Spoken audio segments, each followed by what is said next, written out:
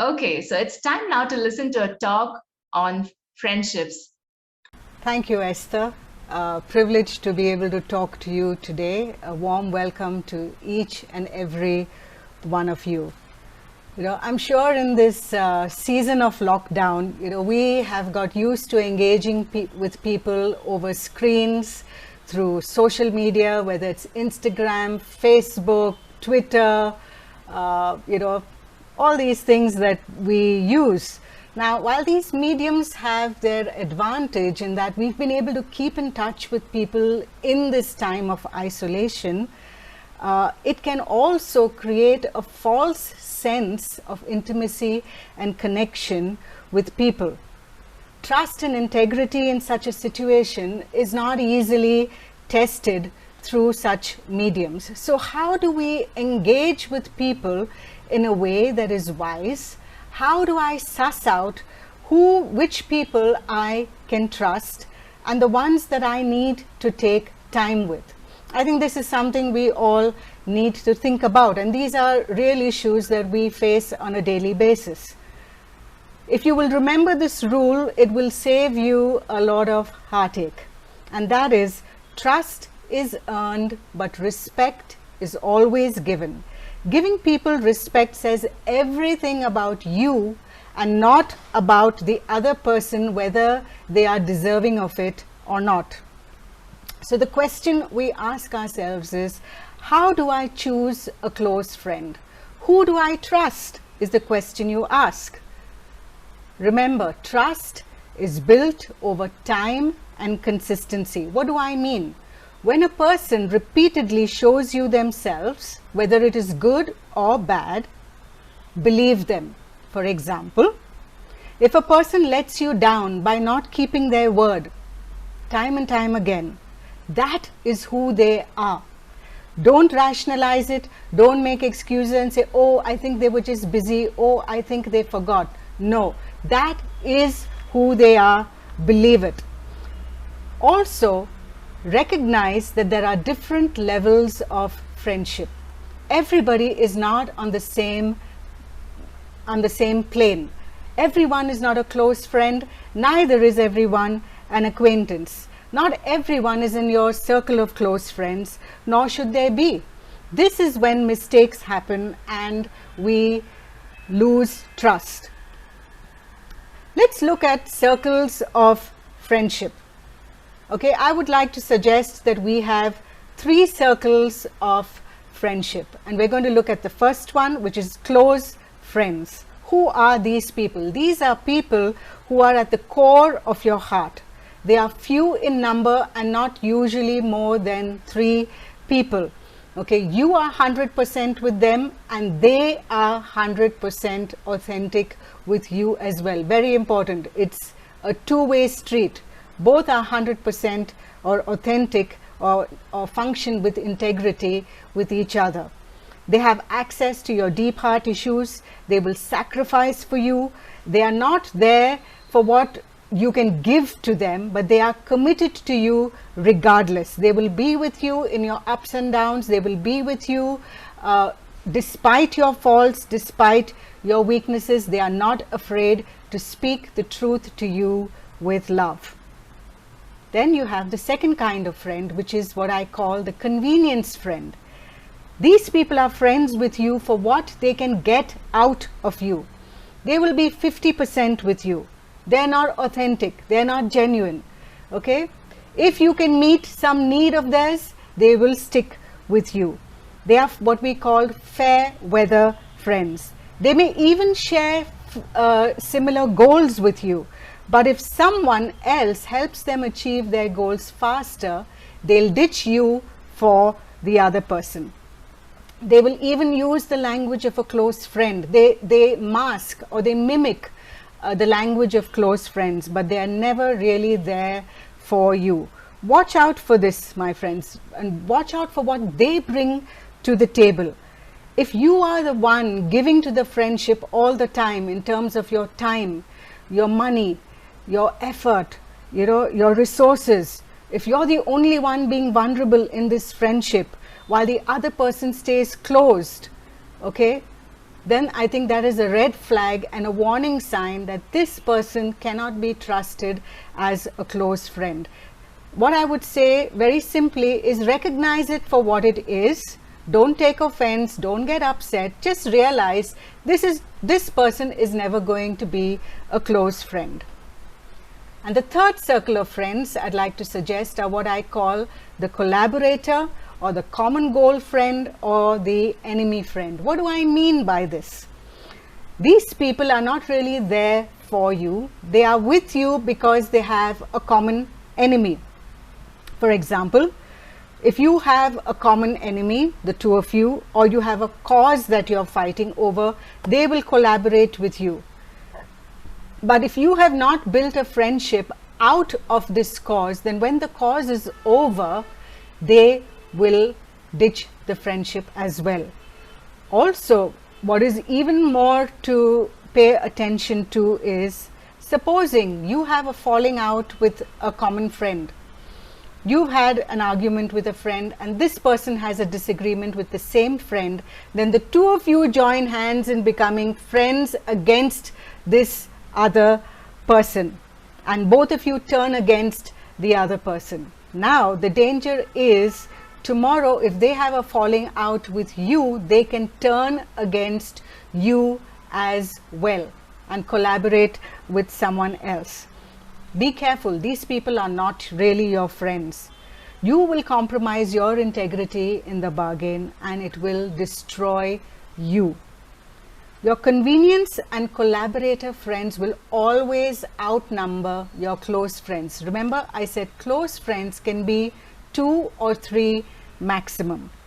So don't foolishly confide in the convenience friend because they talk the language of a close friend. Don't confide in a collaborator because one day that person can turn against you. Do not confuse the 3. Now that we've looked at different circles of friendships, we want to look at what I call circles of control. Woo, big word, but what does it mean? You see, in order to understand circles of control, we first need to recognize how we respond to situations and people around us. We all respond in different ways. And what this I would like to call this, we can respond as powerful people or as powerless people. In any relationship, we can show up as powerful or as powerless. What does powerful mean? Does this mean that I am being dominating or overbearing? Not at all. It simply means that I am secure in who I am and I make choices based on an inner compass rather than reacting to or being controlled by others or reacting to or being controlled by circumstances. This is what a powerful person looks like, that I am not reacting, there's no knee-jerk response to situations around me. I am guided by a compass within me. This person also knows, a powerful person knows how to say a good no and receive a good no. They don't take offense when someone says, hey, no, I can't make it today. You don't turn around and say, oh, you're not a good friend. You're able to receive a no with respect. Okay? We need to understand this in order to establish healthy boundaries and to safeguard ourselves from control and manipulation.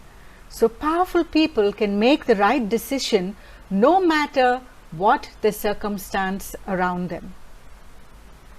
You may ask, so then what does a powerless person look like? And while we're going through these lists, it's good for us to reflect and say, hey, have I behaved in this manner at any point in my life? Because it's only when we reflect can we redirect, refocus, and change the way we behave. So who is a powerless person?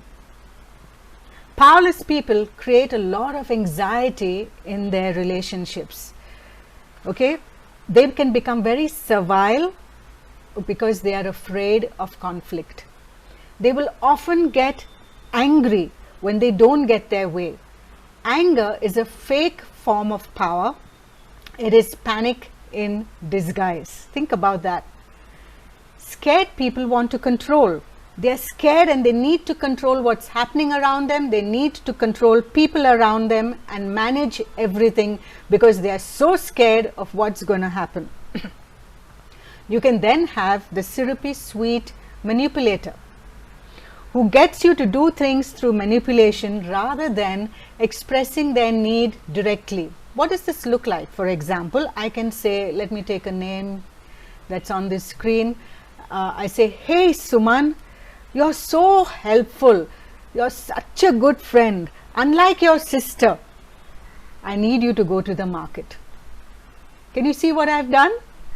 Instead of just saying, hey, I need help. Do you think you can help me, Suman? I first butter you up and then I get you to do what you want me to do. That's a syrupy sweet manipulator and may not be so obvious. I'm giving you a very obvious example. Okay? It's not always obvious what powerless people look like, but powerless people can also give you the silent treatment when they are angry or upset with you. So they ignore you, they block you, they put a distance between you and them. They won't tell you the truth very well. They won't give you feedback very well because they are not good truth tellers. When you ask them, hey, how do I look? How's my dress? Oh, very good, very good. In their minds, they're thinking, she, what a dirty color. Okay? They don't tell you the truth very well. And you won't know why I am behaving in a particular way because I don't know how to tell the truth. That's what a powerless person looks like. And because they don't tell the truth very well, you can't trust them. Okay? Powerless people also give excuses and drop the ball on their commitments. They expect others to rescue them, and often they are in this drama of a rescue cycle. They just don't do what they're told, they forget what they're told to do, they just don't keep their commitments and expect everyone else to pick up after them. They play helpless and they will play the blame game for their shortcomings and their failures. They will be the victim. They're always caught in this cycle of problems repeatedly. Why? Because they don't take responsibility for their, listen to these words very carefully, for their beliefs, their thoughts, their feelings and their behavior. Beliefs, thoughts, feelings and behavior. So it's always, oh, you made me do this, now see what happened. Because you were like this, I got upset and I forgot this. So they play this blame game, and this drama is a constant drama in their life. Powerless people given for the sake of peace sometimes, and this can go on, my friends, for many years, many years. People can just put up with stuff because they are afraid to confront. Powerless people expect you to read their minds because they won't tell you what's happening with them. They are not open. People often need to walk on eggshells around these people because they are so afraid of displeasing them. Their life is a reaction to everything around them.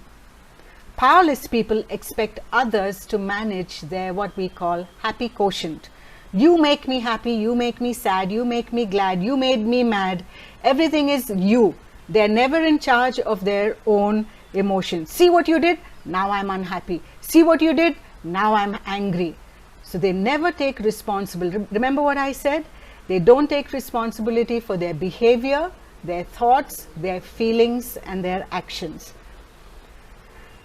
So we're going to look at something further on this, which is called circles of control. So therefore, if nobody else is responsible for these things, who is responsible for what in my life? And we're going to look at that. We need to know what is in my inner circle that only I am responsible for. Okay. We need to know what I have partial control over. That's in the second circle. It's a red circle. You'll see an image coming up shortly. And then there is an outer circle that I have absolutely no control over. Let's look at these circles. That's you. Okay. And can you see all your emotions are in your inner circle? You are in charge of whether you are angry, frustrated, happy, impatient, disappointed. Ooh, and I've put God in there, and I'll tell you a little bit about that. In the outer circle, you've got health. Are you in control of your health? Yes, to some extent. You exercise, you diet. But there are some things not in your control, like genetics. Your job is in your control. You work hard, you get rewarded. But sometimes there's an economic downturn, and there is the company has a pullback and you lose a job. That's not really in your control. So these things, finance, education, are all partially in your control. And then I love this blue circle, which we think we are in control of, but we actually have no control of. How we would love to say I'm in control of my husband or wife, but are you in control of them? No. They are responsible for their own life and what's going on with them. How we would love to control our friends, how we would love to control the Prime Minister. We'd like to tell him how to do his job, don't we? We have no control over these things. Do we have control over the weather? No, we don't. Oh, some, for the Christians, we like to tell the pastor, you should do this, you should do that. Unfortunately, not in your control. Okay? You have the same concentric circles around the other person who is your friend. Can you see where are your friends' emotions? All inside their own circle.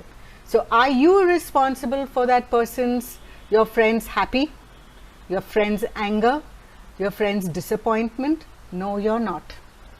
They are responsible for their own emotions, their own behavior, their own responses or choices. Why have I put God in that? Not that you control God, but here's a secret. You will have better control about what's going on in your inner circle if you have God in your life helping you manage your thoughts, your beliefs, your behavior, your feelings, your actions. We'll hear a little more about that later. What happens when we get enmeshed in each other's feelings? Let's look at the next thing. Can you see that overlap? That is a recipe for chaos. That is a recipe for drama. That is a recipe for disaster in your friendships. If you can keep this in mind, my friends, you will learn to have healthier friendships, practicing good boundaries. So let's review. Remember, you are not responsible for people, for how they behave, how they feel, how they think, how they act. You are responsible to people in that you show up as a good friend. So to conclude, we have know the difference between close friends, convenience friends, and collaborators.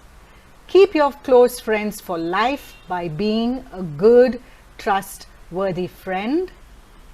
Become a powerful person by taking responsibility for your thoughts, your emotions, and your choices. Thank you.